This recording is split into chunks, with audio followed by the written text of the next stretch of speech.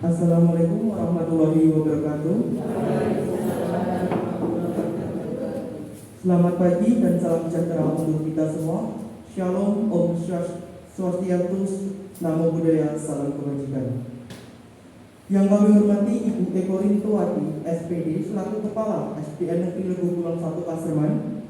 Yang kami hormati Bapak Muklas Abdullah, SUD, MPDI, selaku dosen pembimbing lapangan kampus mengajar angkatan 2 SD Negeri Legokulon 1 Paserman.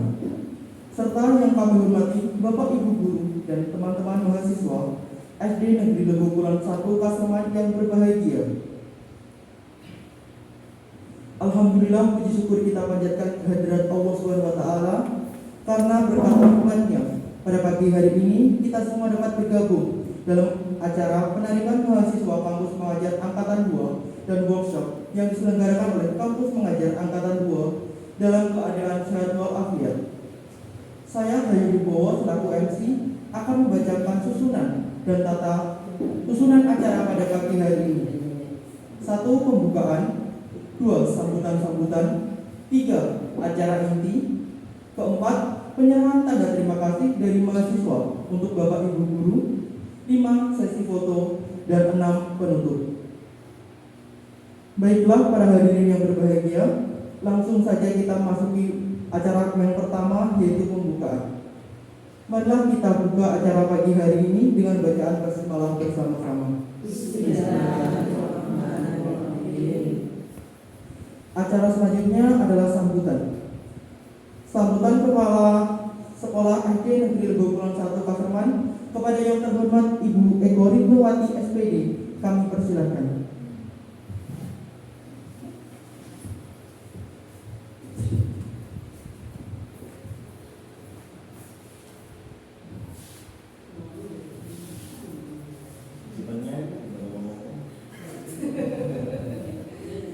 Bismillahirrahmanirrahim. Assalamualaikum warahmatullahi wabarakatuh. Yang saya hormati Bapak Muklas selaku pembimbing, dosen pembimbing. Yang saya hormati Bapak dan Ibu guru SDN Legokulon 1, maaf. Yang saya banggakan kakak-kakak dari kampus mengajar. Pertama-tama marilah kita mengucapkan puja dan puji syukur kehadirat Allah Subhanahu wa Ta'ala, di mana pada pagi hari ini kita dapat berkumpul di sini dalam acara perpisahan mahasiswa dari kampus mengajar 2. Semuanya dalam keadaan sehat walafiat tanpa suatu apapun. Selanjutnya salawat dan salam tak lupa marilah kita sanjungkan kepada Nabi besar Muhammad SAW yang selalu kita nanti-nantikan syafaatnya di yaumul kiamah nanti. Bapak Muklas selaku dosen pembimbing, juga para bapak dan ibu guru SD Legokulon 1, juga kakak-kakak dari kampus mengajar. Saya kalau kemarin Bu Eni mengucapkan selamat datang. Di sini kami dari SD Legokulon 1 mengucapkan terima kasih dulu ya atas kehadiran kakak-kakak dari kampus mengajar ini ya. Mengucapkan terima kasih segala jerih payah panjenengan. Mengucapkan terima kasih banyak. Mudah-mudahan selepas menjadikan simak dari saya di sini, insya Allah kesuksesan bersama kalian. Saya mengucapkan terima kasih juga kepada Bapak Muklas selaku pembimbing dosen pembimbing. Insya Allah kami siap menerima kembali apabila ada dari kampus mengajar 3 mungkin ada yang berkenan ke sini Bapak Muklas, kami siap menerima. Karena kami sangat terbantu dengan kehadiran kakak-kakak ini, mengingat kondisi kami Bapak dosen dengan 6 kelompok belajar yang ada cuma 2 negeri, 2 sungguhan cuma 4, makanya kami sangat terbantu Bapak. Dengan kehadiran kakak-kakak dari kampus mengajar ini, semua literasi alhamdulillah dibantu sekali. Juga sangat aktif Bapak dari kakak-kakak ini, sangat proaktif pada kami. Maka dari itu kami mengucapkan sekali lagi banyak-banyak terima kasih. Hanya demikian yang dapat saya sampaikan.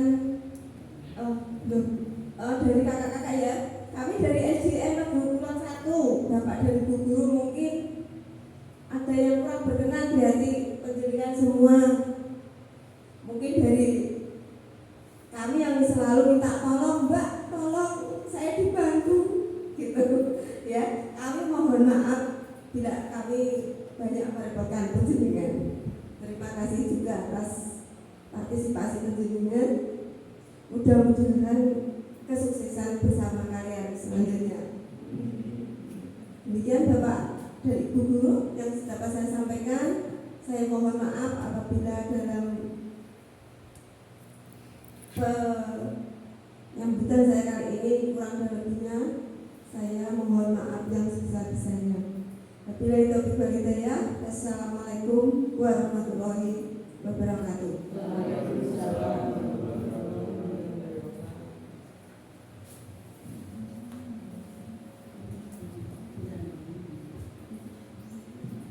Terima kasih kepada Ibu Eko Rintowati SPD. Selanjutnya sambutan kepada Guru Pamong SD Negeri Lebu Kulon 1 Kasreman. Kepada yang terhormat Ibu Eni Putri Lestari SPD SD dipersilahkan.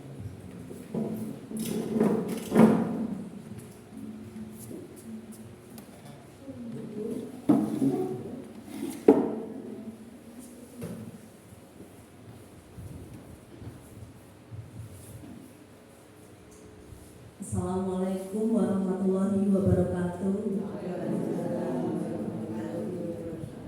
Kepada Ibu Kepala Sekolah SDN Negeri Kulon 1 yang saya hormati, kepada Bapak Mulas selaku pembimbing dosen pembimbing yang saya hormati, kepada Bapak Ibu Guru SDN Negeri Kulon 1 yang saya hormati, serta teman-teman mahasiswa yang berbahagia. Pertama-tama marilah kita panjatkan puji syukur kehadirat Allah Subhanahu wa taala karena pada acara hari ini kita dapat berkumpul dalam keadaan sehat walafiat.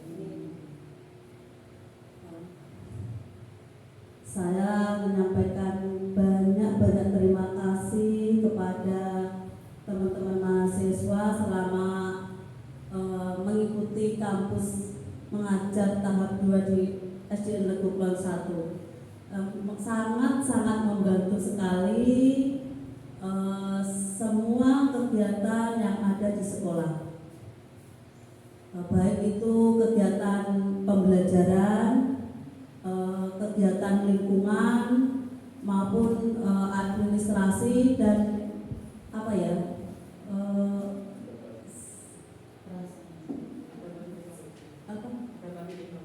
ya teknologi, ya terutama teknologi itu kebetulan begini Pak Mulas di sini itu minim sekali untuk pengetahuan tentang teknologi. Jadi penggunaan tablet itu mulai dari apa itu saya teman-teman itu anak kelas 5 diajari tentang tablet, istilah apa yang ada di tablet itu saya pasrahkan kepada teman-teman itu. Sama saya itu kan kebetulan di sini itu terus terang aja nih Pak Mulas. Kalau anak-anak itu online pakai daring itu kan belum bisa. Terus saya misalnya belajar dari rumah dengan HP anak-anak itu juga tidak nyambung. Karena saya itu juga belajar daring itu ya dari sekolah itu. Terus teman-teman saya panggil terus, ini benar nggak bisa. Alhamdulillah semuanya teman-teman itu membantu dan dapat solusi dari kesulitan yang saya alami itu. Saya juga mohon maaf bila memberikan tugas itu sewaktu-waktu. Saya teringat ini belum dikerjakan itu, saya langsung perintah kerjakan ini. Saya mohon maaf ya Mas. Kerjanya itu dadakan gitu loh Pak Mulas, tidak bisa sebelumnya harus dadakan, harus dikerjakan, nanti persiapan akreditasi masih lama itu.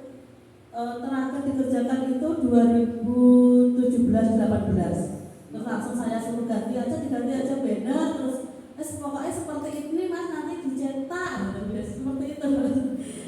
Alhamdulillah ini selesai, sudah papan-papan sudah dikerjakan. Terus Bupati tanya nanti ada program penghijauan apa tidak? Udah ada, terus kita tanam-tanam bunga itu. Terus teman-teman juga ada inisiatif membuat tempat sampah itu Pak.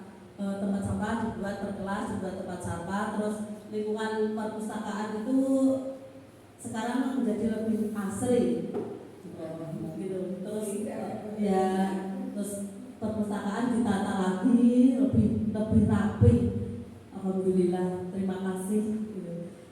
Saya mohon maaf bila selama membimbing teman-teman mahasiswa ada kesalahan.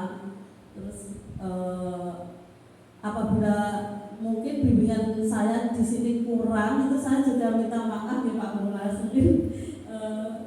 Kurang apa ya?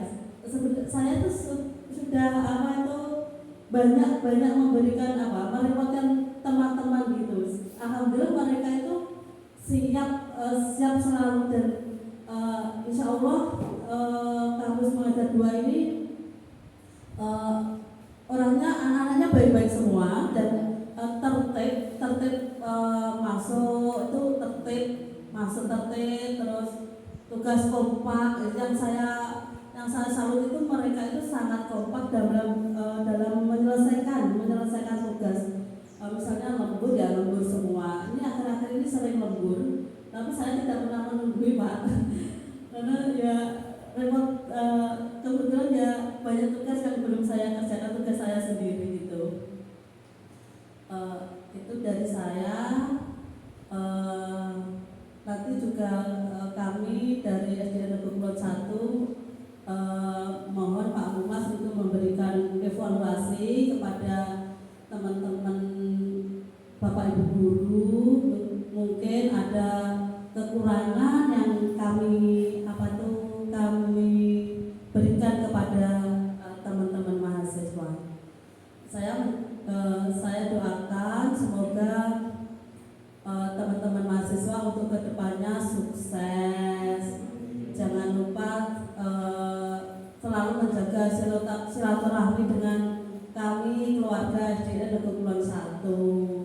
Kalau ada kabar bahagia yang bisa menyampaikan kepada kami gitu ya.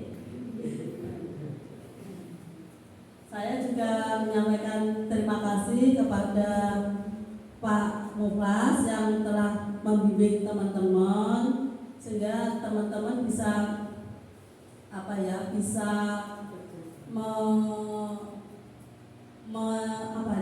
mengaplikasikan ilmunya kepada anak-anak, juga membantu Bapak Ibu guru. Demikian dari saya, apabila ada kurang lebihnya mohon maaf. Akhir kata, wassalamualaikum warahmatullahi wabarakatuh.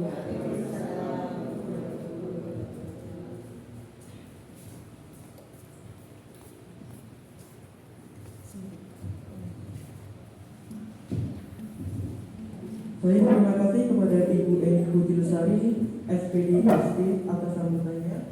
Selanjutnya, sambutan Ketua Koordinasi Mahasiswa Kampus Mengajar di SD Negeri Lebu Kulon 1 Kaserman kepada Saudara William dipersilakan.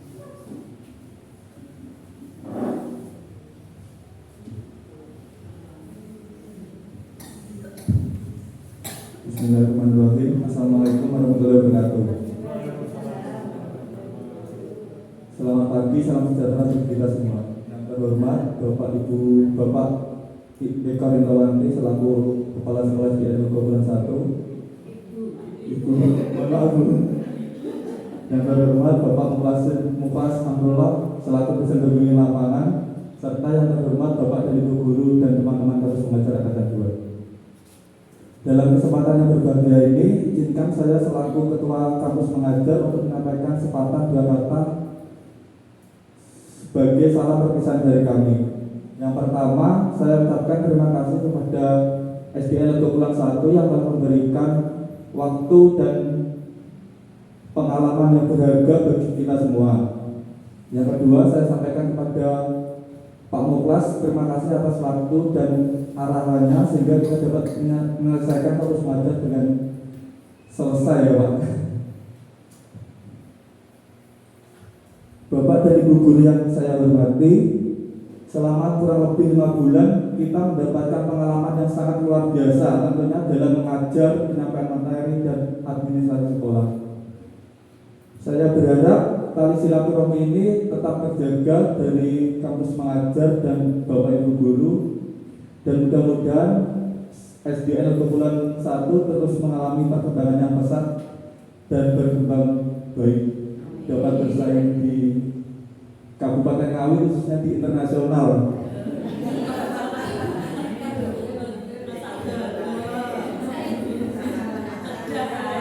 Untuk yang terakhirnya, saya atas nama kampus mengajar 2 mengucapkan banyak-banyak terima kasih dan mohon maaf. Dengan ini kami mengundurkan diri dari SDN Legokulan 1. Akhir kata, wassalamualaikum warahmatullahi wabarakatuh.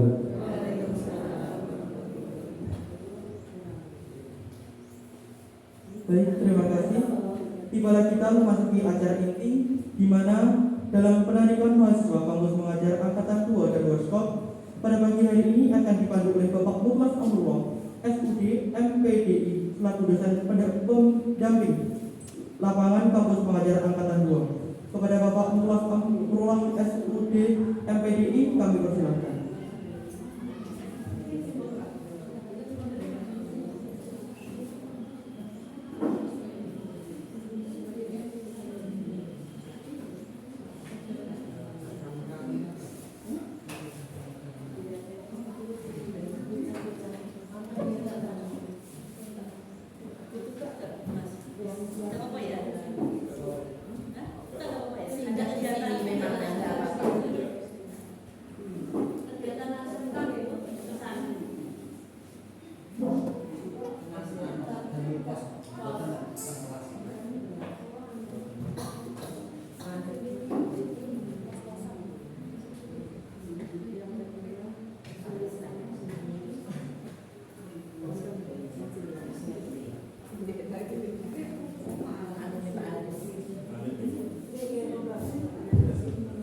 Saya berdiri mau nih, biasanya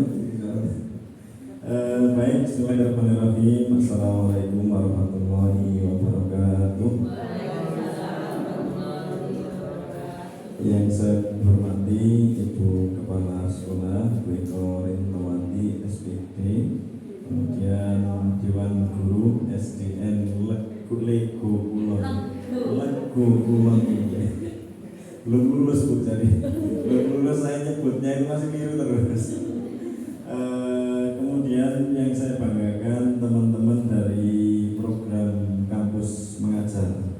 Jadi Bu, kampus mengajar ini bagian dari program Ristek Dikti yang sekarang Kemendikbud digabung jadi satu.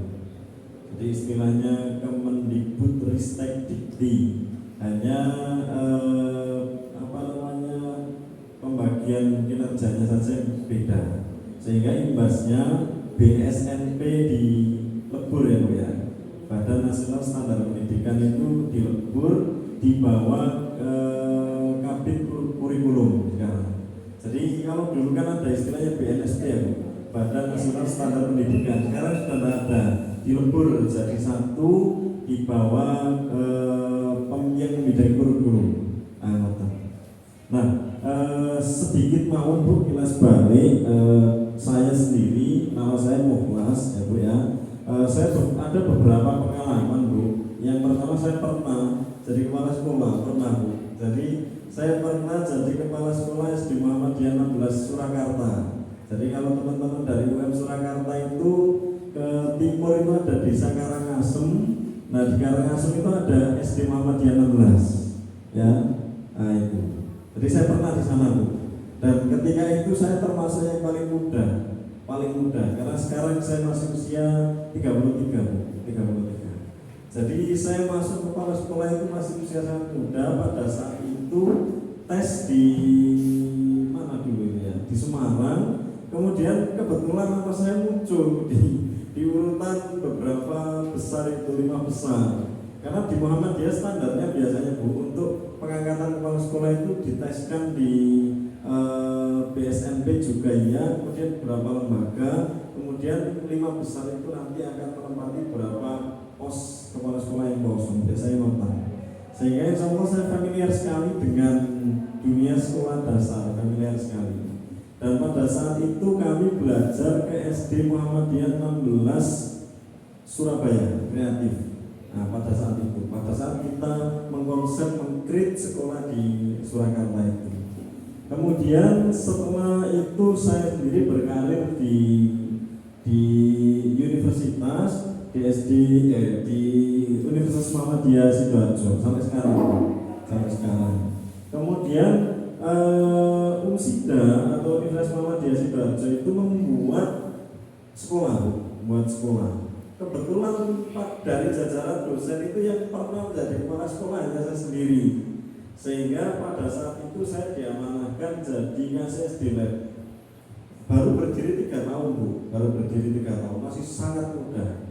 Tahun pertama itu muridnya cuma 6, tahun kedua 56, tahun ketiga yang sekarang berjalan ini muridnya 2 kelas juga 58. Kemudian tahun keempat besok ini Bu, baru besok itu yang sudah inden sudah ada sekitar 70 orang.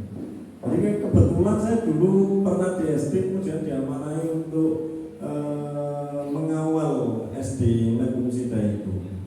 Dan pada saat itu saya ditantang oleh Pak Rektor, engkau di sekolah lagu ya lalu kok lahan, megang lagu ya tuh naik.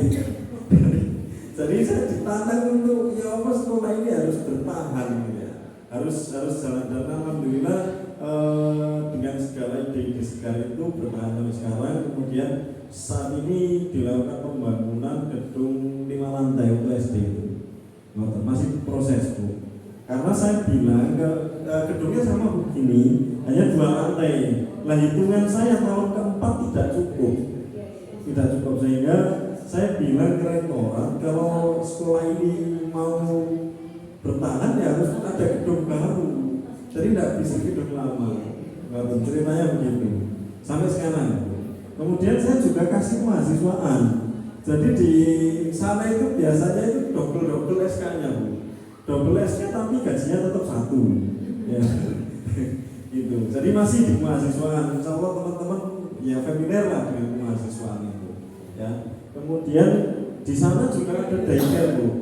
Jadi saya ditunjuk juga daycare karena di FKIP itu tidak ada yang pernah terjun ke dunia lembaga langsung. Nah kebetulan yang pernah terjun ya hanya saya, akhirnya saya ditunjuk juga dikasih daycare. Jadi ini kilas balik Bu. Insya Allah saya familiar sekali dengan dunia pendidikan, standar pendidikan dan lain sebagainya itu saya familiar sekali. Nah Ibu-ibu ini yang melatar belakangi kenapa di Kemenristek Dikti, Kemendikbudristek Dikti itu ada kampus mengajar Bu. Ini fakta ini. Jadi data kita di PISA Bu, di pemeringkat PISA itu kita ini di Indonesia jauh dari rata-rata dunia Bu. Sehingga ini faktanya itu kan di sekolah kadang anak masih nggak bisa ngitung, nggak bisa perkalian, nggak bisa membaca itu ada. Kan ngoten. Ten mriki enten apa mboten Bu? Ada gitu. Ojo get-get kok krungu. Jadi ini fakta Bu. Nah, saya tahun kemarin itu juga join program di inovasi namanya Bu, Inovasi Palladium. Itu kemitraan Muhammadiyah dengan Australia. Itu piloting projectnya itu ada di Trenggalek, kemudian Jember, Ngawi Bu, Ngawi ada, kemudian sama di Sumeneb, di Madura. Jadi piloting projectnya itu di Jatim, kemudian diambil sisi barat, selatan, timur, utara.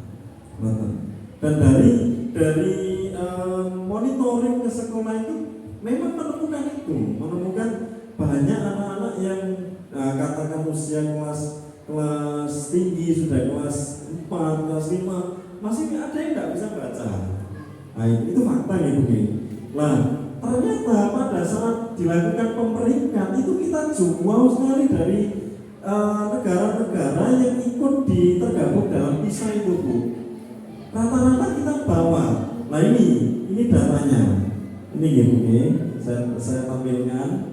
Nah, peringkat kita, Bu, 72 dari 79 negara. Ya. Jadi peringkat kita Indonesia itu peringkat 72 dari 79 negara. Ya. Nah, ini. Jadi Indonesia ini akhirnya skornya ini di bawah sekali. Ya. Dan skor nasional kita itu juga 46% siswa ini memiliki nilai membaca yang rendah. 6% siswa dapat membaca dengan baik. 6%, Bu. Jadi ini yang melatar belakangi kenapa ada program kampus mengajar, Bu. Melatar belakang. Bagian dari inkubasi pada sekolah-sekolah supaya ada ide segar. Bagiannya dari inkubasi. Jadi beberapa, karena sekolah itu kan ada yang flat gitu ya, ada yang menanjak sekali, ada yang cenderung sedikit bergoyang. Nah, untuk melakukan inkubasi itu, Bu, kementerian akhirnya membuat program namanya kampus mengajar. Piloting project pada kampus mengajar 1, Bu, kemudian ada evaluasi dan lain sebagainya, lanjut ke kampus mengajar 3, dan lanjut lagi ke kampus mengajar nomor 2, lanjut ke kampus mengajar 3. Piloting projectnya itu. Ya.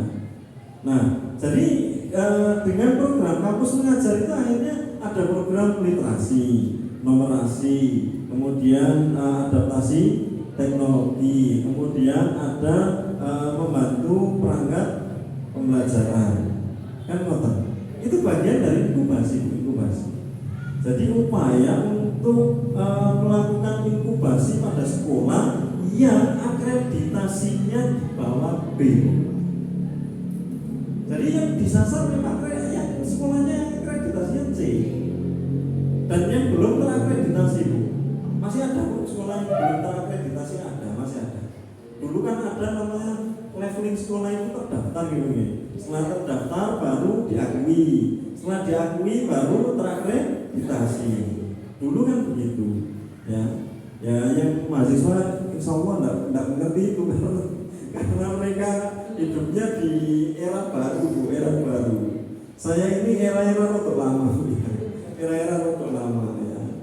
Jadi dulu begitu. Sehingga ada program inkubasi di kampus mengajar itu untuk bagian dari inkubasi pada sekolah-sekolah yang akreditasinya masih di bawah B. Di sini masih enak, Bu, masih enak sebenarnya. Kalau saya bandingkan di piloting project di inovasi Palladium itu, gitu ya, saya diajak keliling ke Maluku.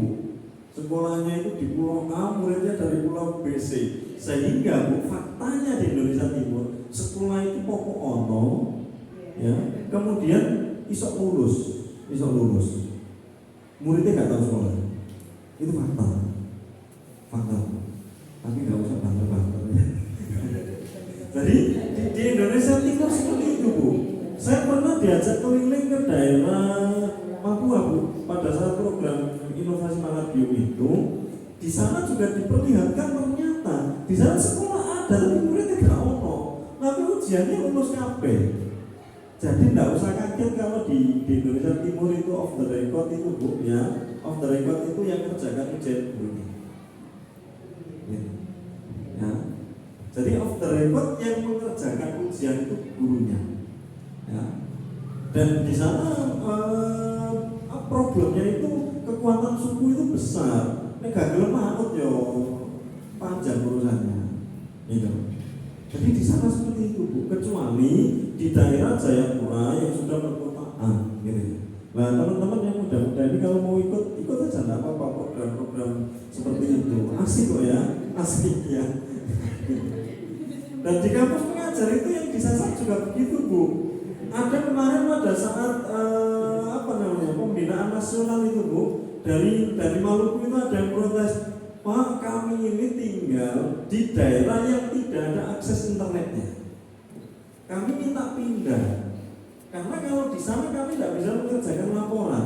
Dijawab apa oleh kementerian pada saat itu?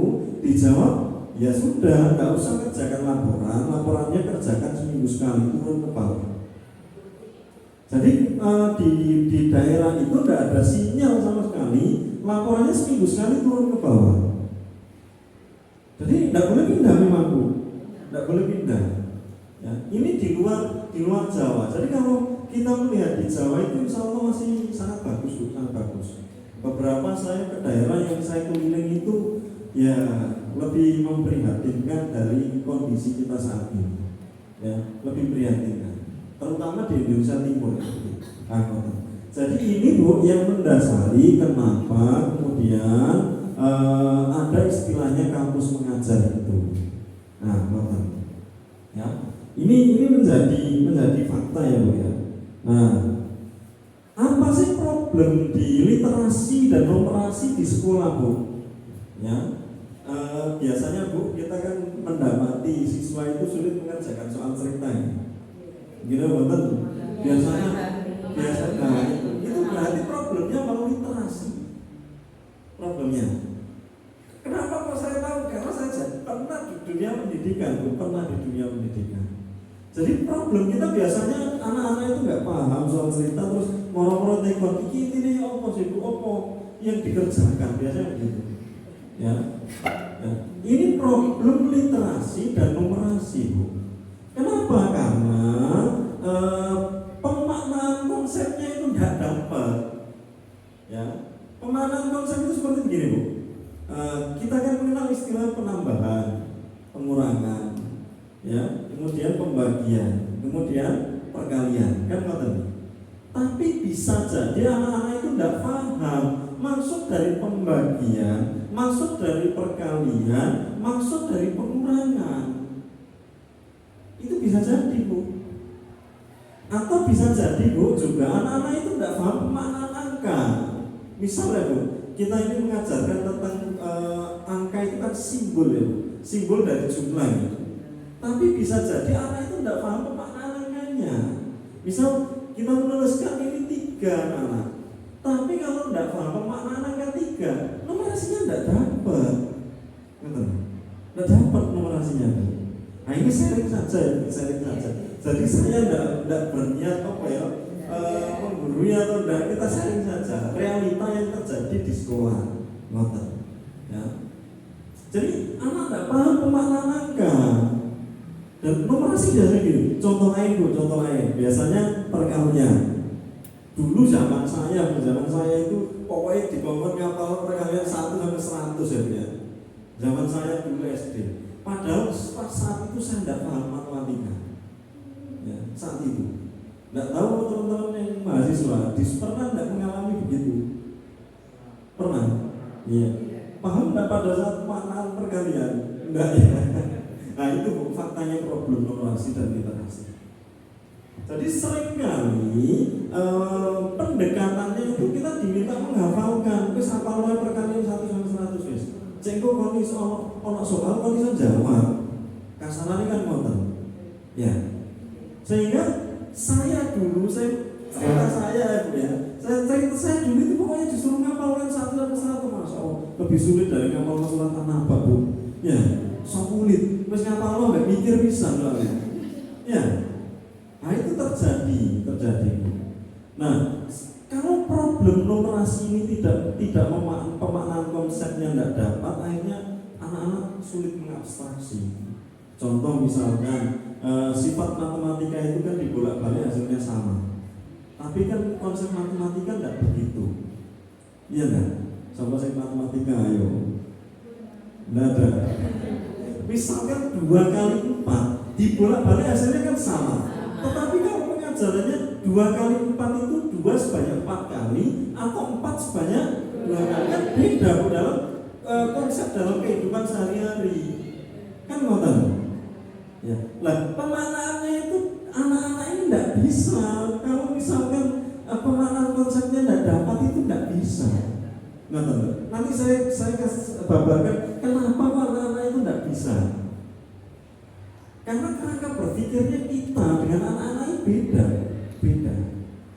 Yang kedua, Bu, media interaktifnya kadang tidak ada, kadang interaktif itu bagaimana sih? Media kebetulan di SD saya yang di Sidoarjo itu tidak membeli LKS, tidak membeli buku. Jadi murni semuanya berbasis pada karya guru, dan setiap 1 minggu sekali mereka harus menyiapkan lesson plan gitu ya, perencanaan pembelajaran dengan medianya, dan harus divalidasi saya, Bu. Itu. Jadi betul-betul terencana sekali. Kalau nggak tervalidasi nanti berdampak pada salarinya, Bu, gaji. Karena semuanya terhitung, sehingga pada setiap hari itu ada media yang digunakan. Karena kenapa? Karena pengalaman saya dulu itu sekolah itu diajari PKN itu pokoknya disuruh kerja ya. Biasa dulu kan PKN ya, PMP ya. PMP ya. Setelah PMP baru PPKN, terus berganti PKN ya. Ya, nggak tahu teman-teman mahasiswa paham nggak? Ya dulu begitu ya, karena kurikulum pada saat itu kurikulumnya berbasis KBK ya, Bu, KTSP, KBK, sebelumnya kurikulum 97 ya, iya, urutannya itu. Ya, urutannya kan sebelum KBK itu kurikulum berbasis kompetensi, sebelumnya kan ada dulu. CBSA itu ini, Bu, cara belajar siswa aktif ya. Itu strateginya. Dari kurikulumnya itu ada KTSP, kemudian ada KBK, kemudian kurikulum 97 kalau nggak salah. Urutannya begitu. Nah, masa dulu saya itu paling malas belajar itu PMP, PPKN, wacananya awake, sejarah, wacananya awake. Padahal kalau wacan yang boleh ini maksudnya apa gitu ya. Nah itu, ya. Nah itu dampaknya itu pada saat kita, Bu, pada saat tidak ada media, kita cenderung disuruh membaca sebanyak itu berbasis LKS dan lain sebagainya. Tidak masuk, Bu, di anak-anak, tidak masuk dong sekarang. Itu, ya. Sehingga kita harus paham anak-anak itu suka ada diajak belajar bersama, seperti itu, ya. Karena dunia mereka bermain, Bu, dunia mereka. Yang berikutnya, anak-anak ini nggak bisa berpikir abstrak, Bu. Nggak bisa mengabstraksi apa yang disampaikan itu, nggak bisa. Ya, kalau kita kan bisa disuruh membayangkan danau luasnya panjang 15, kemudian ya nggak danau lah ya, kolam panjang 15, lebarnya katakan 20. Kemudian di sana ada ikan mujairnya 3, ikan lilinya 4, kemudian ikan kakapnya 7. Kita kan bisa mengabstraksi, Bu ya. Anak-anak nggak bisa, Bu, anak SD nggak bisa abstrak. Jadi anak-anak itu tidak bisa berpikir abstrak, Bu. Belum lagi persoalan problem berpikir laki-laki dan perempuan, itu kan beda, ya. Perempuan itu curhat itu di rumah itu sopan, Bu, ya, sopan sekali, ya, itu. Nek laki-laki itu Umar Salasin dari rumah ini. Umar Salasin saya kadang itu dicurhat istri itu yang paling, ya, ini bayar biro kan biasa. Dicurhat sekolah anak itu, ini loh, gini, ya, bayar biro sih. Paling saya poinnya ke sana, karena saya tidak terlalu terjemasi dengan anak-anak, ya, terjemasi dengan anak-anak istri. Nah ini kenapa problem Bapak Ibu, problem tadi itu muncul, Bapak Ibu. Ya, diantaranya penyebabnya bisa jadi karena dulu itu kan syarat guru itu hanya sarjana ya, Bu ya, D4 ya, Bu ya. Kemudian sarjana, pokoknya semua sarjana boleh ngajar. Ya, semua sarjana boleh ngajar. Terus muncul kebijakan baru wajib pendidikan. Setelah itu muncul kebijakan baru wajib PGSD. Karena berbasis evaluasi, ternyata kalau pendidikan saja tidak cukup masuk ke dunia anak. Itu akhirnya muncul kebijakan prodi PDSD. Tahun 2009 banyak guru-guru yang akhirnya kuliah lagi ya Bu ya. Karena kalau nggak PDSD nggak bisa cair ya Bu ya. Nah itu. Jadi dari evaluasi ternyata misalkan sarjana agama ngajar matematika nggak masuk konsepnya. Mungkin bisa mengajarkan perkalian, tapi mengajarkan pemaknaannya tidak bisa. Itu, ya. Sehingga berdampak nanti pada anak. Nah ini loh Bu. Kenapa demikian? Karena anak SD itu Bu, terutama di kelas awal itu, ini anak-anak itu konkret Bu. Berpikirnya konkret, nyata, real ada di kehidupan anak-anak. Nah ini berpikir anak SD. Yang kedua, anak-anak itu berpikirnya integratif, ya. Integratif nyambung dengan kehidupan mereka. Misalkan kita bercerita tentang sesuatu yang tidak ada dalam kehidupan anak-anak, misalkan tidak pernah ke kebun binatang, kita bercerita tentang jerapah. Wah, yang mengabstraksinya anak-anak ini. Oh, jerapah pun nggak tahu nonton TV misalkan. Ya. Mengabstraksi jerapah itu sulit. Jerapah lahirnya panjang, kemudian kakinya panjang. Ya. Sulit memahami, mengabstraksi itu sulit. Bisa-bisa yang digambarkan itu seperti naik enggrang itu, gitu. Ya, karena anak-anak tidak bisa berpikir abstrak, harus konkret integratif dengan kehidupan anak-anak. Yang berikutnya Bu, itu interaktif. Anak-anak itu tidak bisa kita pandang di dunia pendidikan itu sebagai objek. Karena itulah dalam dunia pendidikan anak-anak itu adalah subjek. Karena mereka bukan benda mati yang menjadi sasaran dari proses dari pendidikan itu, bukan. Mereka benda hidup, mereka berkembang. Sehingga siswa itu tidak hanya bisa dipandang sebagai objek, nggak boleh. Harus dipandang sebagai subjek. Mereka layak belajar. Ya. Bahkan ada yang lebih ekstrim Bu, hak mengajar itu sebenarnya bukan pada guru, tapi pada siswa. Ada begitu, ya, karya dari Munif Khotib itu. Bukunya gurunya manusia, sekolahnya manusia itu. Tidak tahu pernah baca nggak teman-teman yang pendidikan, yang mahasiswa? Ya, Munif Khotib itu orang Surabaya Bu. Dia mengambil acuannya ke Finlandia. Ya, Finlandia ya, bukan Finlandia, Finlandia. Ya, gitu. Ya. Jadi menulis seperti itu, hak mengajar itu sebenarnya bukan pada guru, pada siswa. Siswa mau tidak dengan pola pembelajaran yang dibawa oleh guru itu. Kalau tidak mau, berarti siswa tidak memberikan hak mengajar itu pada guru. Ya. Supaya haknya itu diberikan, maka gurunya harus kreatif, gurunya harus paham dengan pola perkembangan dan lain sebagainya. Ada yang memandang seperti itu. Ya.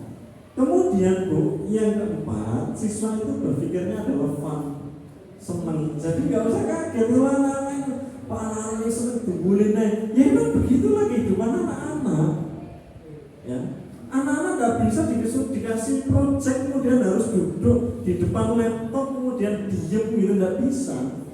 Ya, belum lagi kita ini harus paham kemudian anak-anak itu ada yang inquiry, ada yang kinestetik, ada yang visual, ada yang auditori, kan gitu. Ada anak-anak yang dia belajar itu fokusnya adalah bagaimana mendengar, ada yang bagaimana dia ini melihat penjelasan dan yang dijabarkan guru. Ada anak yang belajarnya itu dia harus bersentuhan fisik gitu ya, nggak bisa diem gitu ya. Gitu.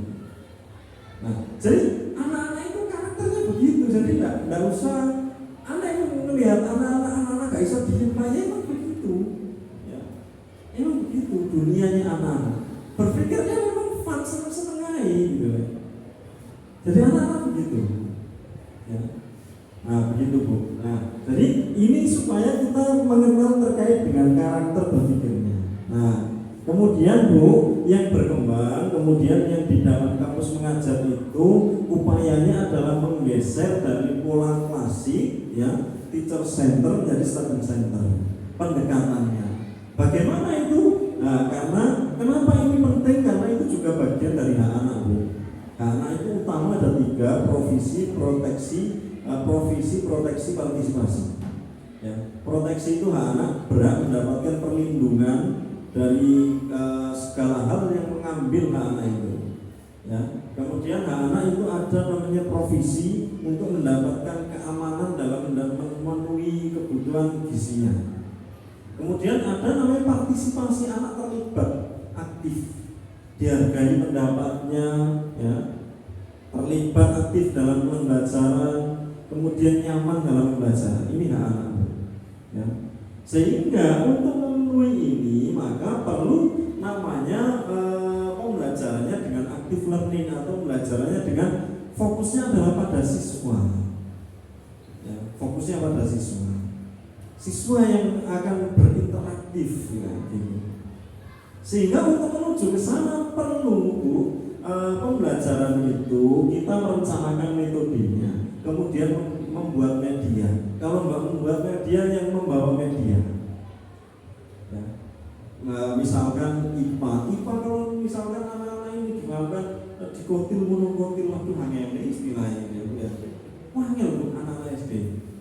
Kecuali yang dia ini basicnya itu dominan pada kognitifnya, loh.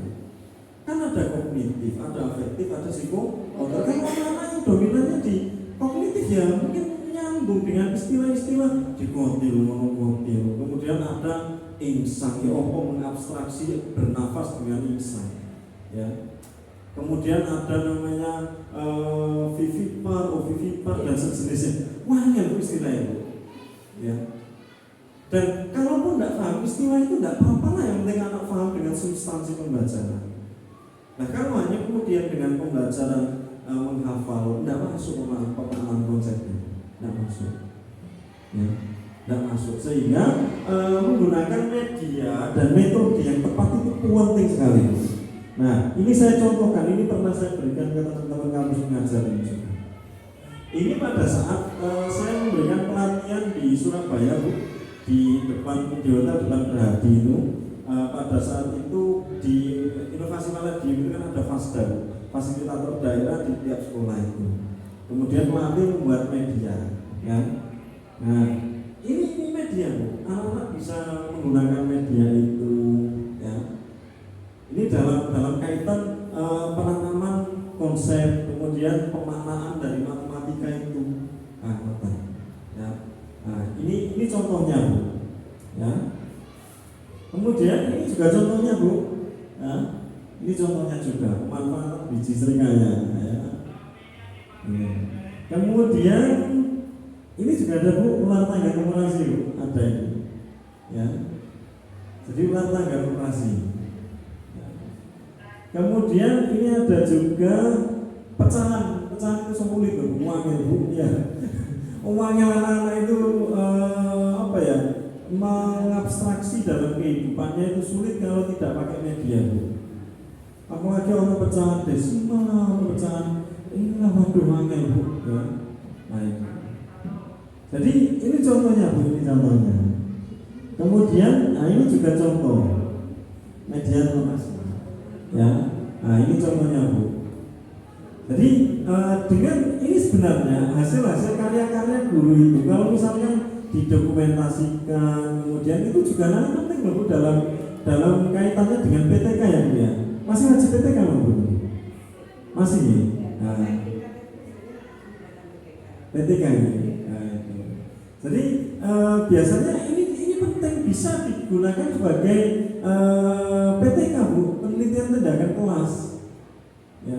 Karena di Satgas masih wajib, ya, melampirkan PTK-nya. Pakai, ya. Nah, itu. Nah, itu. Jadi teman-teman nanti yang skripsi bisa juga mengangkat PTK, penelitian tindakan kelas itu. Nah, ini bisa kok diangkat dalam sebuah PTK, itu bisa sekali. Nah, jadi ini semua reasoning terkait dengan kenapa ada kampus mengajar, Bu. Ya, nggak tahu teman-teman kemarin buat nggak? Buat, ya, buat apa, Bu? Ini buat ya, Bu. Ya, nah itu, Bu.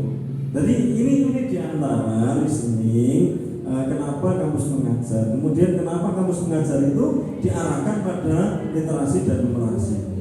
Gitu.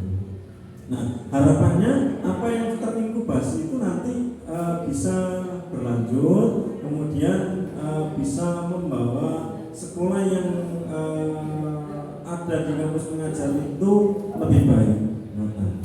Nah, nonton Ibu ini gambarannya. Ya, sekarang permainan dulu ya Bu ya, permainan dulu ya. Sakit berdiri Bu? Ya. Saya kasih mainan sedikit Bu, saya kasih mainan sedikit biar saya tidak sepaneng aja, tidak sepaneng. Nanti saya yang berhenti sendiri Bu. Ya, oke Bu, jarang-jarang kan Bu ya main-main. Ya, boleh diangkat begini boleh, ya biar tidak duduk saja. Ya, tepuk tunggal, ganda. Ya, karena ada pramuka jadi saya. Nah, baik Bu. Nah, kalau saya bilang Bu, saya bilang gajah itu besar apa kecil Bu? Besar. Tapi saya minta gajah besar. Ya Bu ya, gajah besar ini. Ya. Gajah besar. Ya. Kalau semut Bu? Kecil. Tapi kecilnya semut kecil. Itu ya Bu ya. Gampang ya Bu ya, coba deh. Gajah besar. Semut kecil. Harus ngomongnya. Kalau kemudian kalau ular itu panjang ya Bu? Tapi saya minta panjang. Ya Bu ya. Pulpen itu pendek ya Bu ya? Ya. Dari pulpen pendek. Oke, kita coba ya Bu ya. Kita coba ya. Tepuk tunggal, ganda, gajah.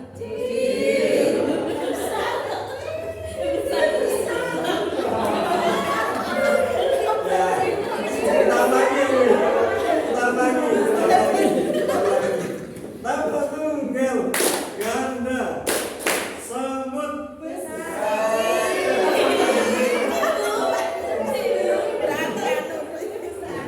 semut, gajah, ular,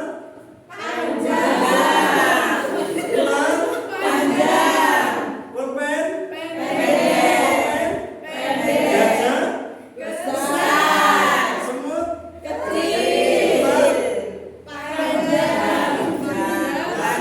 untuk pelatih konsentrasi Bu. Satu lagi supaya nggak semangat Bu ya. Satu lagi, saya minta ibu-ibu nanti berhitung dari sini ya. Sini ke sini sampai Mas Fidian itu balik ke sini lagi. Berhitung dari angka 1 sampai angka 23. Gampang Ibu ini? Gampang ya. Berhitung dari angka 1 sampai 23. Tapi di setiap angka yang angka dan mengandung unsur angka dan mengandung unsur angka 3, kemudian 5, kemudian 2 ya, 2, 3, 5 ya, 2, 3, 5 Bu, diganti tepuk ya. Jelas ya Bu ya? Terus selanjutnya sudah selesai hitungan Balik sini ya. Ini langsung lanjutkan. Jadi ini hanya main-main saja ya Bu ya. Tepuknya sekali aja ya.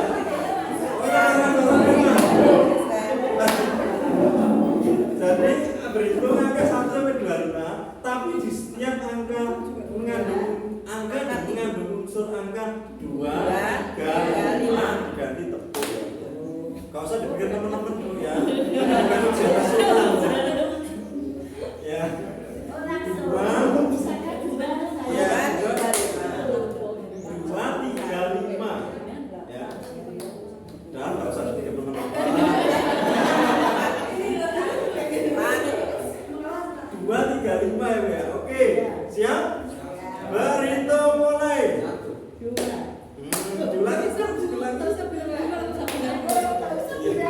Oke, konsentrasi. 2 lagi Mas? 1. Oke, ya.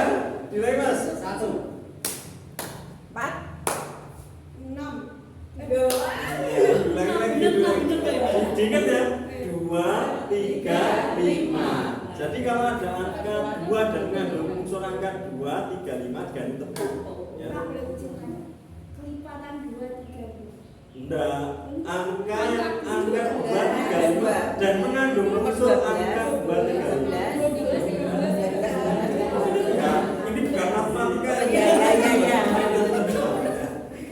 Konsentrasi ya Bu ya. Nanti kalau sudah sampai 25 baru duduk. Sepakat ya? Kecuali tidak kuat nanti boleh duduk Bu ya. Oke, gitu Mas. 1, 4, 6, 7, 8, 9. belum. Diulangi. 1, 4, 6, 7, 8, 9. 10.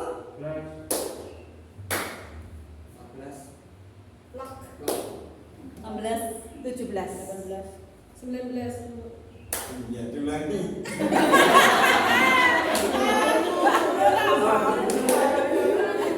Ya Bu, oke ya. terus kan duduk-duduk gitu.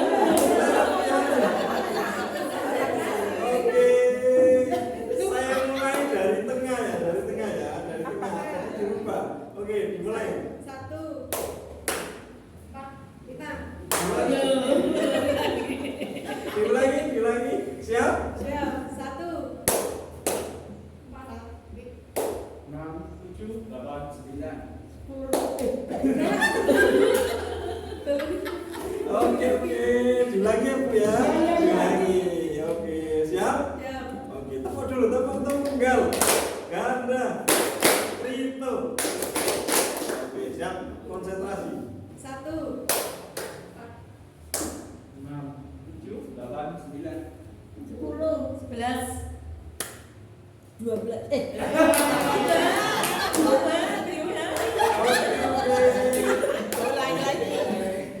Gampang Bu ya, cuma berhitung tok ya. Siap? Oke, mulai. 1, 4, 6, 7, 8, 9. 10.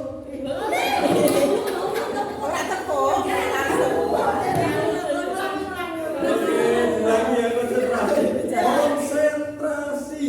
Biasanya kan ada mainan itu ya Bu ya. Konsentrasi. Yes. Oke, siap? 1, 6, 7, 8, 9. 10. Oke, tidak apa-apa Bu, ini supaya meningkatkan konsentrasi ya. Siap Mbak? Oke. 1, 4, 6, 7, 8, 9. 10. 11, 14, 16, 18. 19, 21. Kalau berhasil lagu sampai 23 saja ya Bu ya. Siap? Tepuk tunggal. Ganda. Triple. Oke, siap? Ya, mulai. 1, 4, 5. Siap? Ya, mulai. 1, 4, 6, 7, 8, 9. 10. 11, 14, 16, 17, 18. 19.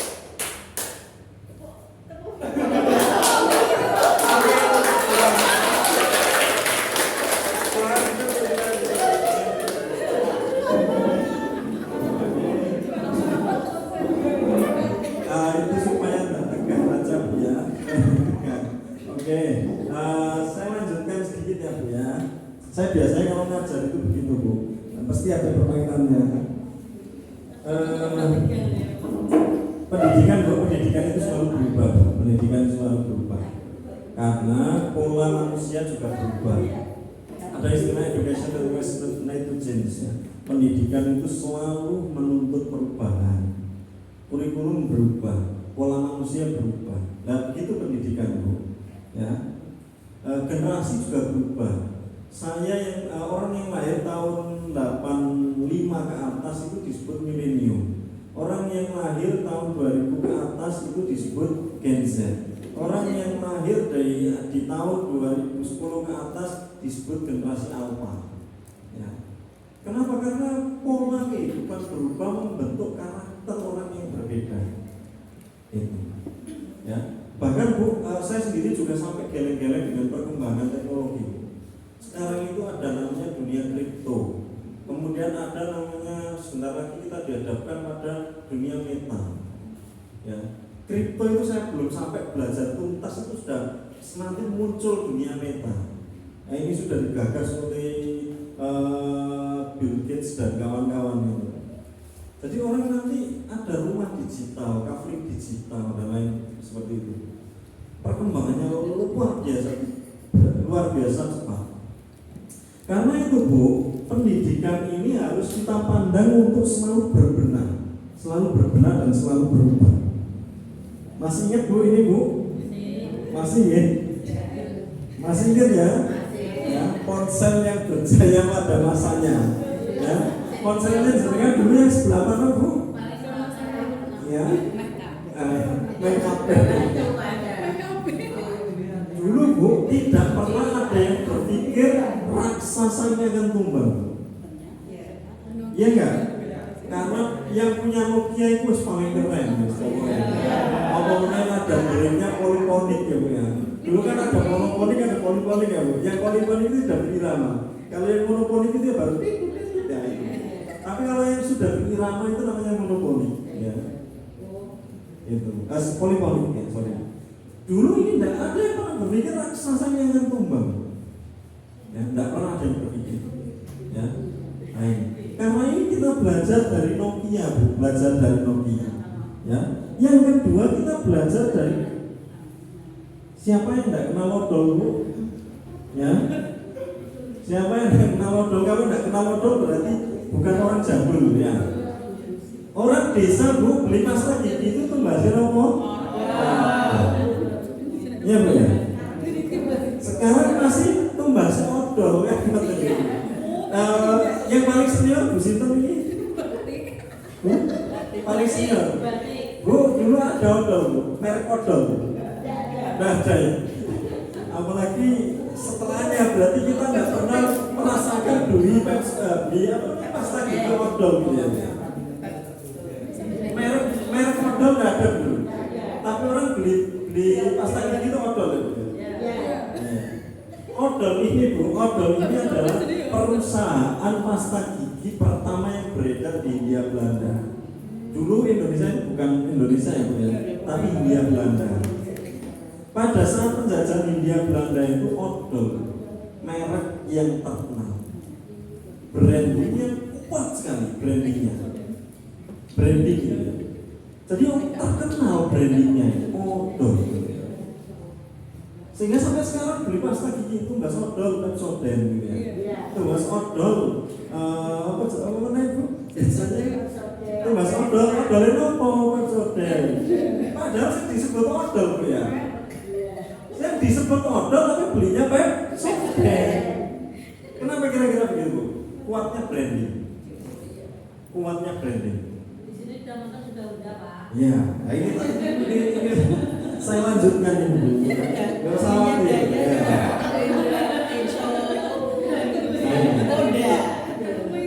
Orang menyebut sepeda motor itu nilai Honda. Masih. Kalau mobil itu nilai motor. Nah, jadi orang-orang di desa-desa di klasik-klasik itu nyebutnya nilai motor tuh Mbak Honda itu ya maksudnya sepeda motor, atau Mbak Honda apa tuh nih? Megapro Pak ini. Atau tuh Mbak Honda apa nih? Satria. Tapi nyebutnya itu Honda. Bedanya di dari tiga ini, dua nggak bisa dia mengikuti perkembangan zaman, akhirnya gulung ikan, ya. Yang ini dia mampu survive, mampu untuk berinovasi sehingga sampai sekarang ada. Kenapa Bu saya mobil saya itu Panther? Bukan karena saya tidak mau beli mobil, ya.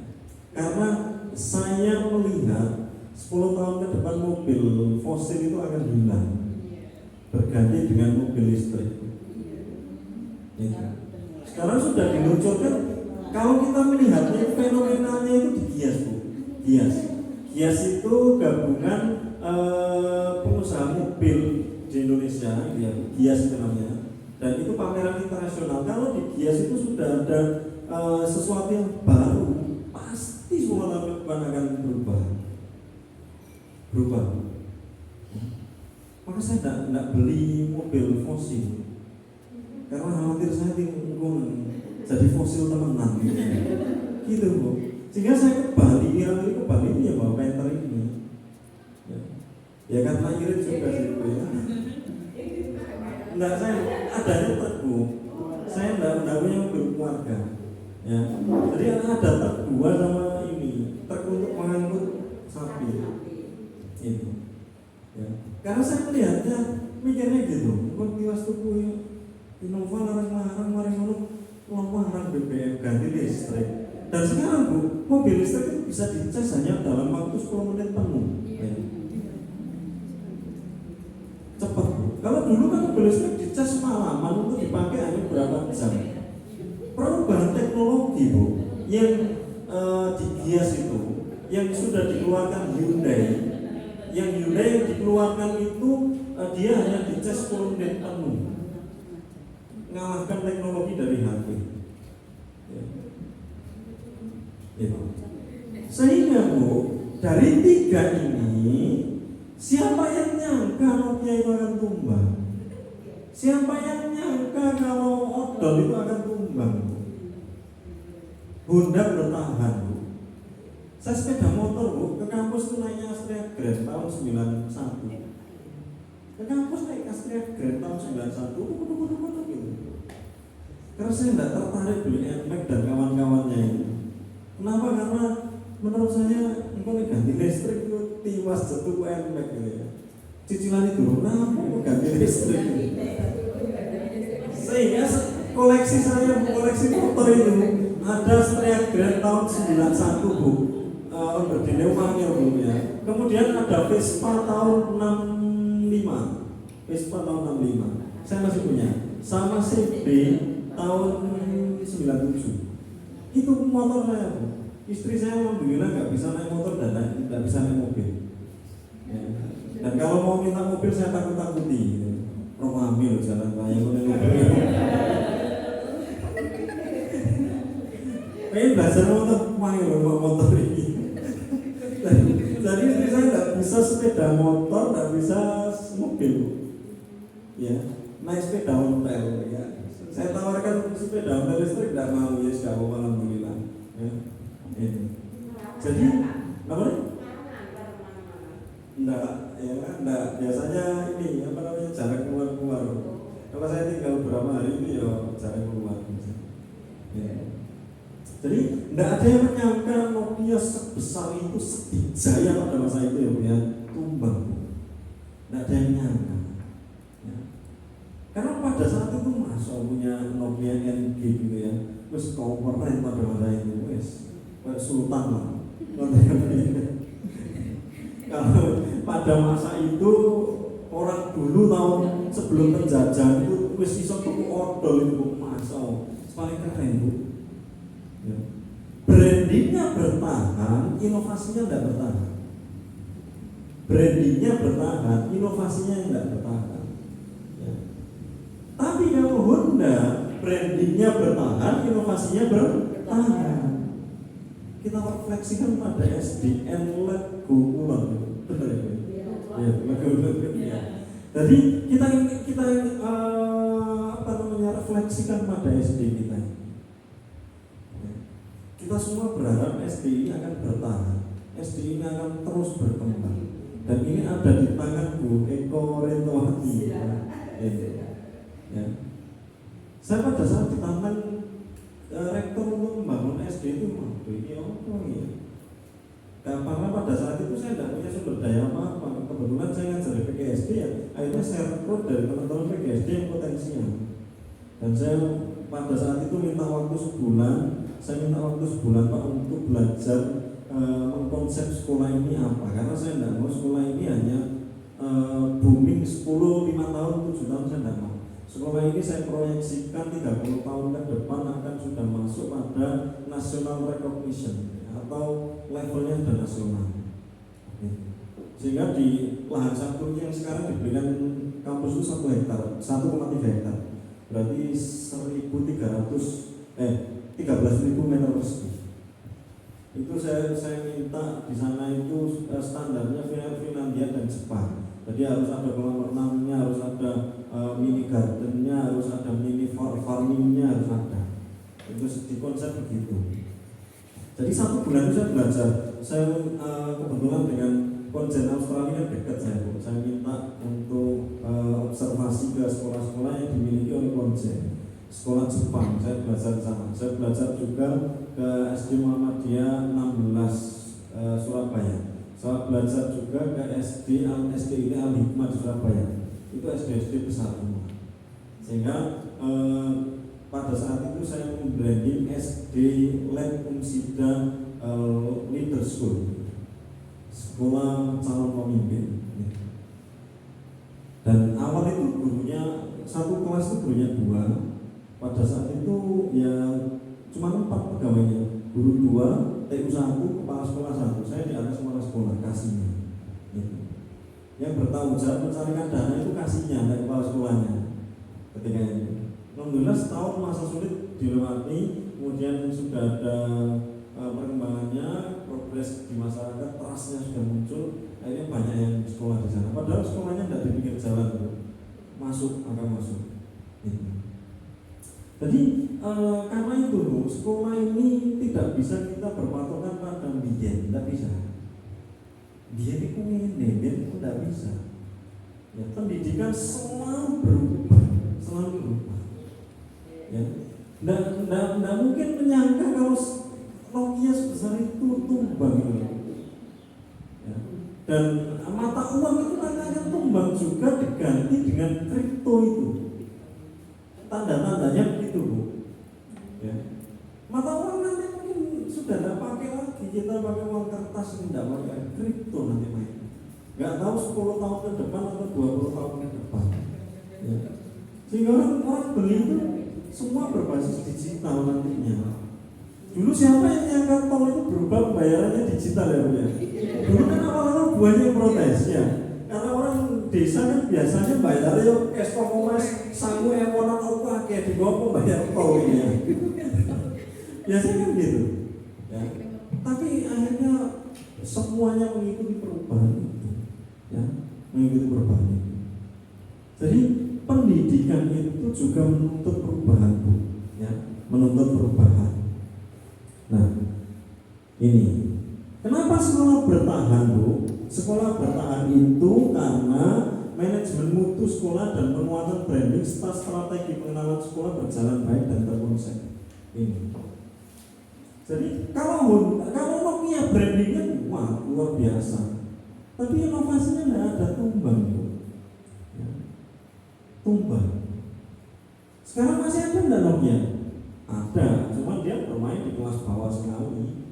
Nggak main di kelas Android, nggak terlalu dikenal. Iya nggak? Yang kelas Android yang dikenal apa? Vivo, Oppo, ya, Samsung ya. Samsung dia mengikuti perkembangan. Ya. Berhasil inovasinya. Dulu yang terkenal itu HP yang terkenal kuat bandel, tahan dibanting, tahan dilindas mobil itu Ericsson. Bukan Sony Ericsson ya. Ericsson, Bu, perusahaan Amerika, Ericsson sama Philips. Ya. Kemudian Ericsson itu kawin dengan Jepang menjadi Sony Ericsson. Gitu. Ya. Wah, dulu zaman saya kuliah itu anak-anak pecinta alam itu sanggunya itu Ericsson nih, kamu Philips tahun berapa ini ya? Umat ya, karena saya dulu gabungnya di pecinta alam ya. Umat. Jadi inovasi itu perlu, ya. Jadi mutu sekolah itu terjamin dari standar nasional pendidikan itu mulai dari standar proses, kemudian standar sarpras, standar pembiayaan, ya standar itu semuanya itu harus distandarkan. Usia boleh tua, semangatnya harus muda. Itu. Usia boleh tua, tapi semangat untuk kita ini belajar itu harus tetap tumbuh karena kita di dunia pendidikan. Sehingga semangat untuk terus belajar, untuk mengikuti perkembangan, untuk berinovasi harus muncul, Bu. Ya. Nah, ini. Kemudian, kenapa beberapa alasan sekolah ini terhambat, Bu? Beberapa alasan sekolah terhambat untuk berkembang, bahkan sampai mengalami regrouping, Bu. Ada, Bu, kampus pengajar kemarin di mana ini, Mas? Yang sekolahnya ternyata faktualnya sudah nggak ada ini, bangunannya sudah roboh. Di sini, itu ngambil. Itu ada, Bu, dari kampus pengajar itu kan Kemenristek itu kan ngambil datanya itu kan dari PD apa itu? Dapodik. Ya, itu kan diambil datanya, mana sekolah-sekolah yang akreditasnya di bawah sih. Kemudian diplotting kampus pengajar. Faktualnya sekolahnya itu sudah regrouping, sudah tidak ada, bangunannya sudah ambruk, sehingga dipindah.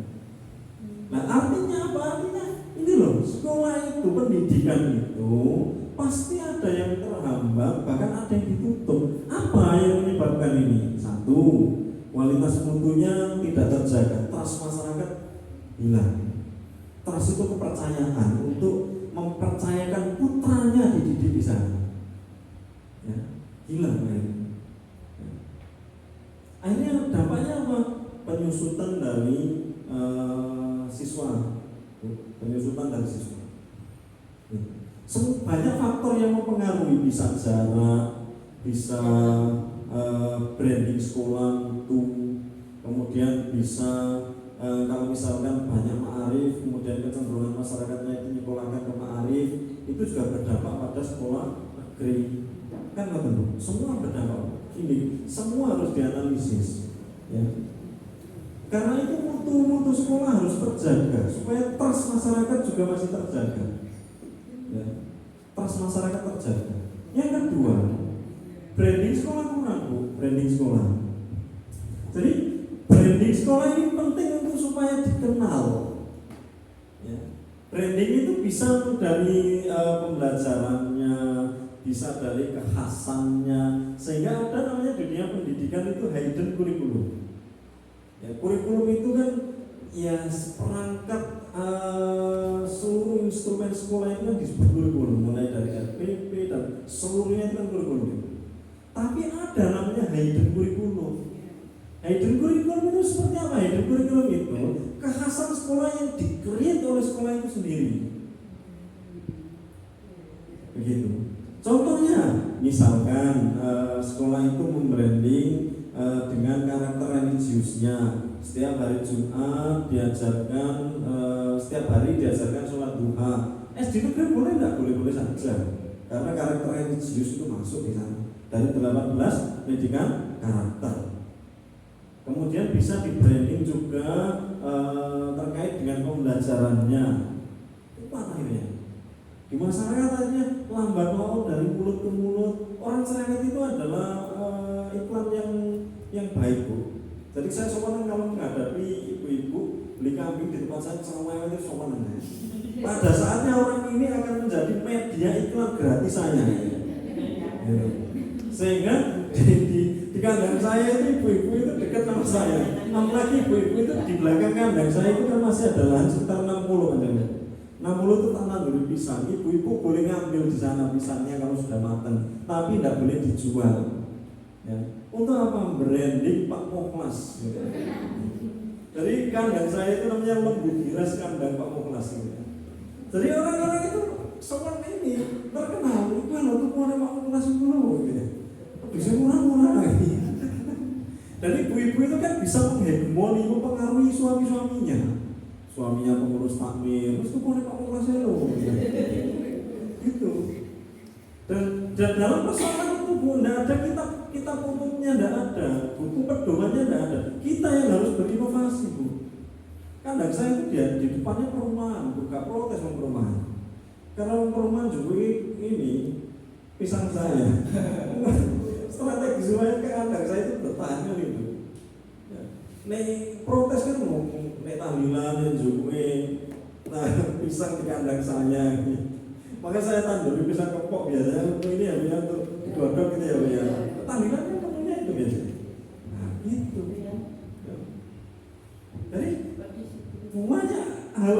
sebenarnya bisa kita lakukan inovasi, Bu. Bisa. Ya. Truk saya Wiram ini kalau protes di sana. Ya, meskipun setiap tahun saya mengisi KSRT 1 juta, ya itu kan memang sudah bagian dari konsekuensi ya, lingkungan.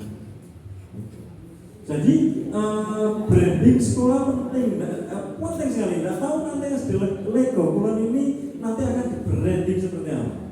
Bahkan di kampus yang besar-besar itu ada namanya tim cybernya.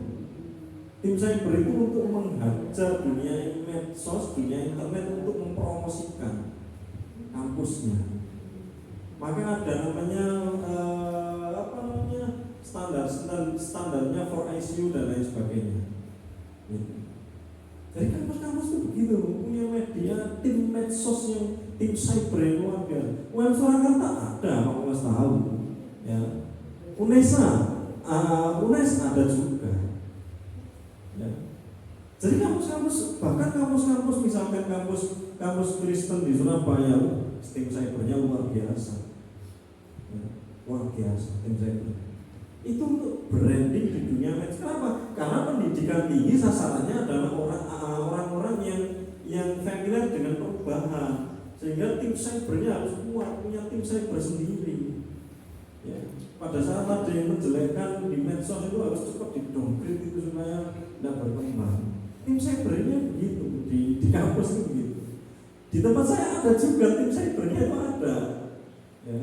Tim cybernya ada yang bagaimana upaya untuk membranding itu di dunia maya. Nah, di dunia SD branding itu perlu. Meskipun di desa branding itu perlu. Kalaupun kita tidak branding di dunia maya, ya paling tidak kan anak-anak ini nanti punya orang tua dan mereka adalah media iklan gratis. Dan menurut saya buku yang cerewet itu adalah media iklan yang efektif dan efisien, tapi juga punya dampak. Dia media untuk menjatuhkan yang efisien kalau kita tidak masuk ke dalam hati mereka. Kalau tidak masuk harus dielek-elek terus, tapi dia masuk, waduh cerita asal pasar itu cerita kayak enak guys ya. Kemudian karakter sekolah yang standar saja ini perlu dinaikkan. Ya. 14 karakter itu tidak harus kita garap semua, Bu, ya. Tapi kalau misalkan kita bisa memunculkan satu saja karakter yang khas sekali, melekat pada SD kita, insya Allah branding itu akan berjalan. Ya. Nah, gitu. Kemudian analisa konsumen kurang pas. Biasanya analisa konsumen itu biasanya daerah perumahan dengan daerah pedesaan beda ya. Daerah perumahan itu masyarakatnya itu minta supaya sekolahnya itu sampai sore. Karena kenapa? Rata-rata orang tuanya bekerja di luar, pulangnya sore.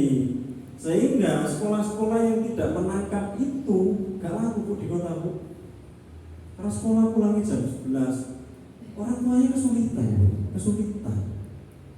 Ya, kesulitan. Nah, sekolah-sekolah ma'arif itu kurang menangkap itu salah satunya. Sebaliknya sekolah Muhammadiyah rata-rata full day school gitu ya. Nah itu yang dicari masyarakat. Kenapa? Karena nanti orang tuanya itu pulangnya jam 3, kadang jam 2. Pada saat orang tuanya pulang, anaknya sudah bisa tidak kerepotan. Karena rata-rata mereka kan orang-orang urban ya, dari desa ke kota, sehingga bingung nanti anak-anak pulang itu siapa yang jaga. Nah di desa kan enak, pulang ada tetangganya, ada mbaknya. Ini analisa konsumen, Bu. Analisa konsumen di sini seperti apa? Nah, monggo nanti dijelaskan. Ya. Apakah di lintas sekolah itu adakah tradisi? Misalkan kenapa orang itu menyekolahkan di A, kenapa menyekolahkan di B, kenapa menyekolahkan di C? Itu kan menjadi reasoning orang, alasan orang itu memilih sekolah. Nah, itu analisa konsumen, Bu, salah satunya. Ya. Analisa konsumen. Kenapa orang menyekolahkan di sana kok rame yo? Itu kan pasti ada analisanya. Kenapa masyarakat memilih di sana?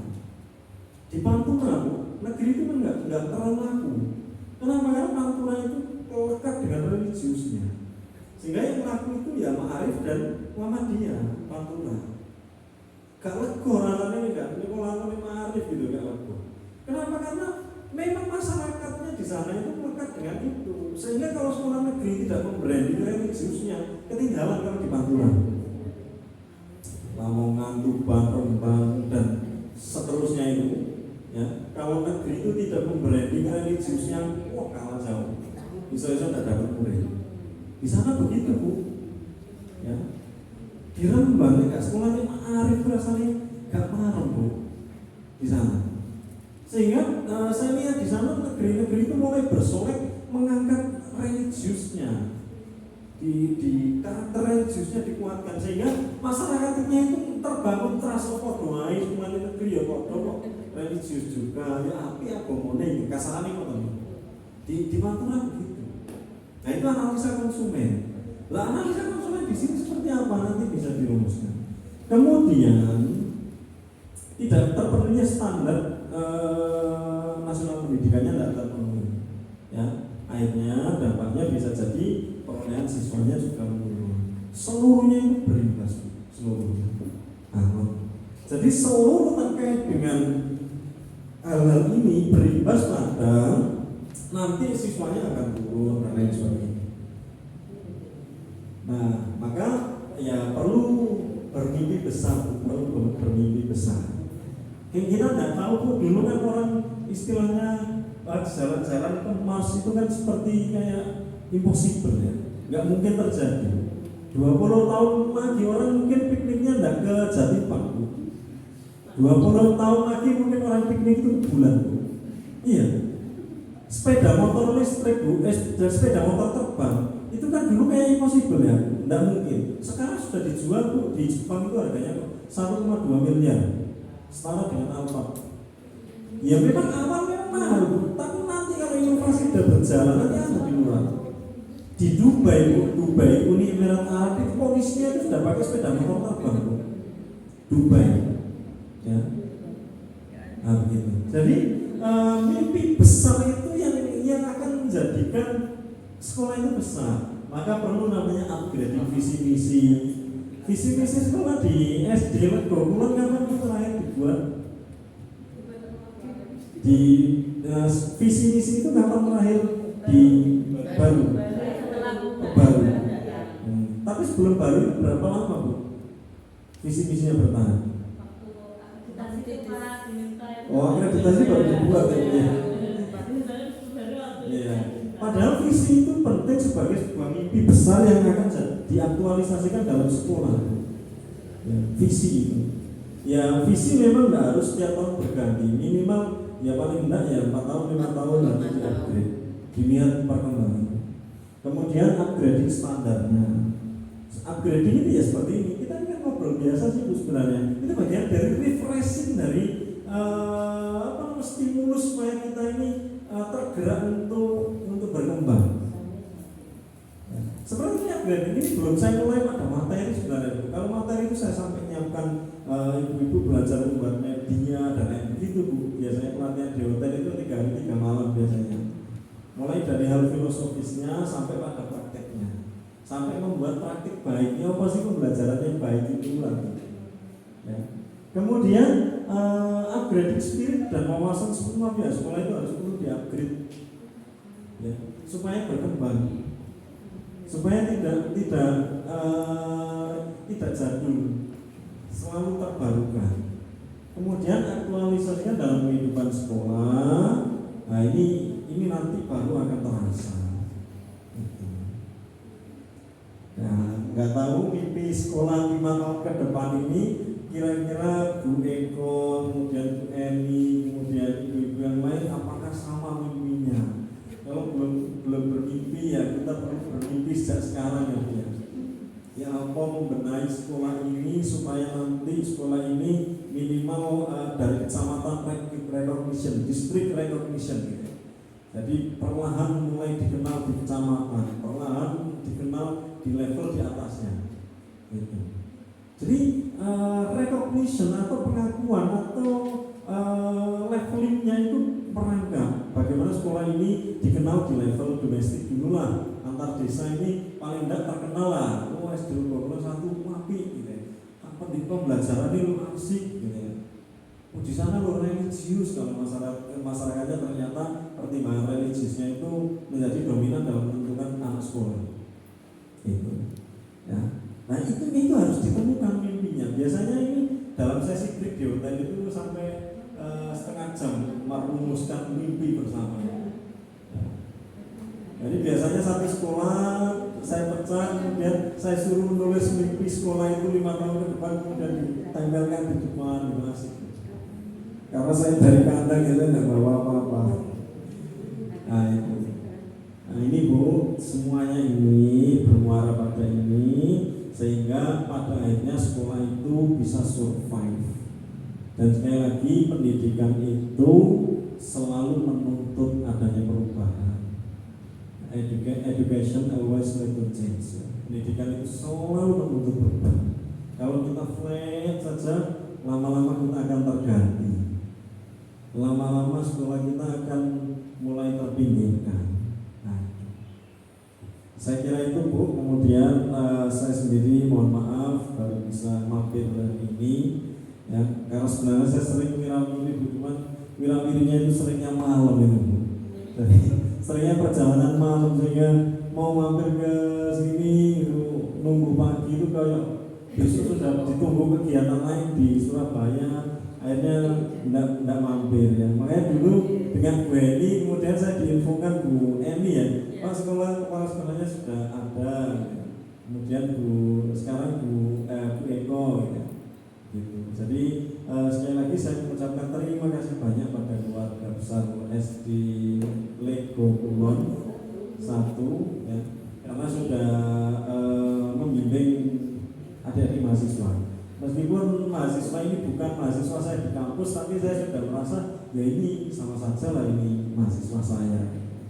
Sehingga setiap 2 minggu itu kita Zoom Bu, setiap 2 minggu sekali.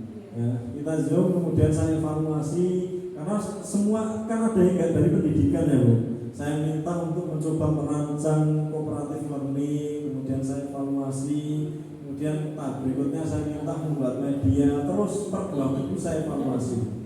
Sampai saya kenalkan juga terkait dengan hak anak, kekerasan kepada anak, itu semua saya kenalkan. Sekali lagi terima kasih banyak. Kemudian saya mohon maaf yang sebesar-besarnya kalau dalam pendampingi adik-adik kurang maksimal. Saya kira mengatakan Bu, sudah jam 10 supaya tidak terlalu lama. Ya, sebenarnya ada beberapa lagi, cuman ya cukup untuk stimulus awal supaya ada sesuatu yang baru gitu saja, refresh dari pemikiran kita. Saya sendiri pun kalau tidak refresh itu ya saya ya akan jadul Bu. Apalagi dunia dosen Bu. Kalau dosennya itu tidak upgrade, itu saya ketinggalan Bu. Ketinggalan dengan mahasiswanya Bu. Ya. Kalau sebenarnya saya kan tidak terlalu berminat kripto gitu ya. Cuman kalau nanti saya ditanya mahasiswa tentang kripto saya tidak paham kan, yo akhirnya kan guru dosennya yang akan turun kasta. Jadi dosen itu upgrade, selalu upgrade, dan di dunia dosen itu Bu ada catur dharma namanya. Makanya saya kemarin bilang ke Bu Eni, bagaimana Bu kalau saya kesana nggak cuma penutupan saja, saya memberikan apalah gitu ya, supaya saya memenuhi juga kewajiban saya di kewajiban dosen catur dharma. Catur dharma itu wajib mengajar, wajib menulis penelitian. Ya, dan ini bisa dicek di Google Scholar teman-teman. Apakah ada nama Pak Mukhlas di sana? Insya Allah banyak. Ya, wajib penelitian. Kemudian dosen itu wajib namanya pengabdian masyarakat. Ya, seperti ini pengabdian masyarakat Bu. Ya, kemudian wajib juga penyuluhan keagamaan Bu. Nah itu di dunia kampus seperti itu, dan tidak dibayar karena itu kewajiban. Sehingga saya kadang datang kemana gitu, menawarkan untuk upgrading gitu. Nah, sehingga kemarin saya tawarkan Bu ini Bu saya tak kesana sekalian saya tak menunaikan kewajiban saya lah gitu. Dan saya ngasih penyuluhan apa. Jadi sejarahnya begitu. Kenapa saya sekalian aja lah penutupan sekaligus memberikan upgrade terkait dengan ini. Nah itu. Semoga pengetahuan boleh ya. Boleh saya bantu. Itu. Saya kira itu ibu-ibu, terima kasih banyak. Kemudian mohon maaf yang sebesar-besarnya. Saya tidak bawa apa-apa Bu ya. Kalau saya dari kandang nanti saya bawakan kambing juga bingung tadi dibawa kemana. Terima kasih banyak. Saya tutup dengan kerja. Assalamualaikum warahmatullahi wabarakatuh.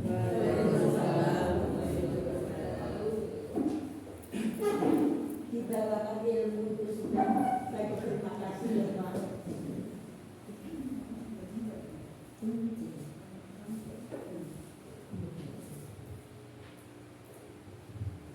Terima kasih kepada Bapak Mubas karena telah sharing ilmu, semoga bermanfaat bagi kita semua, bagi Bapak Ibu Guru SDN Perguruan 1 Kasma. Baik, acara selanjutnya adalah penyerahan tanda terima kasih dari mahasiswa untuk Bapak Ibu Guru SDN Negeri Perguruan 1 Kasma.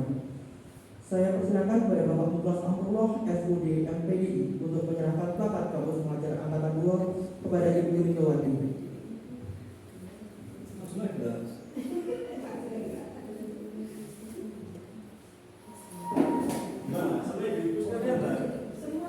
Semua saja sekalian sesi foto.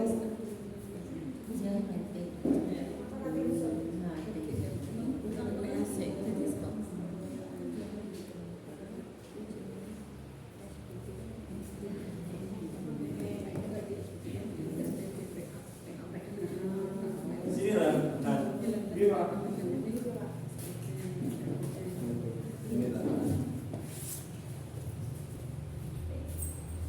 Satu, dua, tiga, sekali lagi. Satu, dua, tiga. Sambut. Terima kasih. Dan juga saya persilakan kepada saudara Berdian untuk menyerahkan tanda terima kasih dari mahasiswa untuk Bapak Ibu Guru SDN Negeri 1 bisa diwakilkan oleh Ibu Eni. Jami kepala.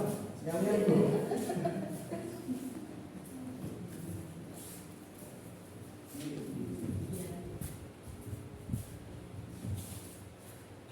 Satu, dua, tiga, sekali lagi.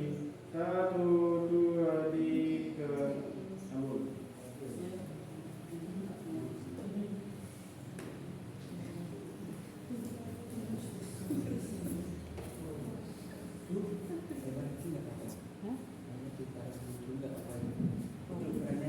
Oh alah.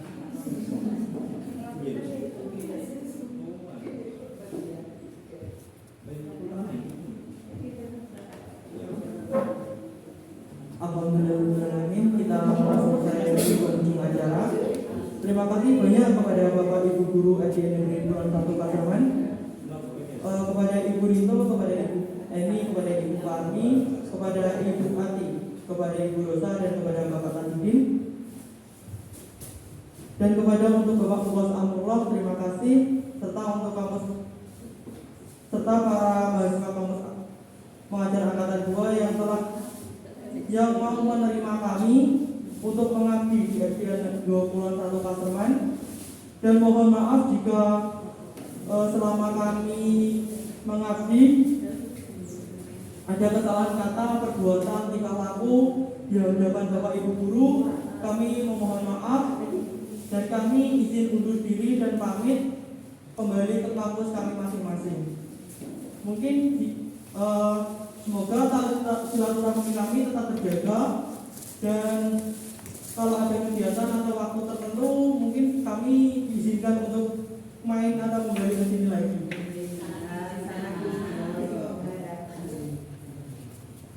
Dan saya mewakili mahasiswa kampus mengajar yang bertugas menyampaikan mohon maaf atas kesalahan kata dan perbuatan. Akhir salam, wassalamualaikum warahmatullahi wabarakatuh. Selamat siang dan salam sejahtera untuk kita semua. Shalom, Om Swastiastu, Namo Buddhaya, salam kebajikan. Terima kasih. Dan dimohon untuk foto bersama.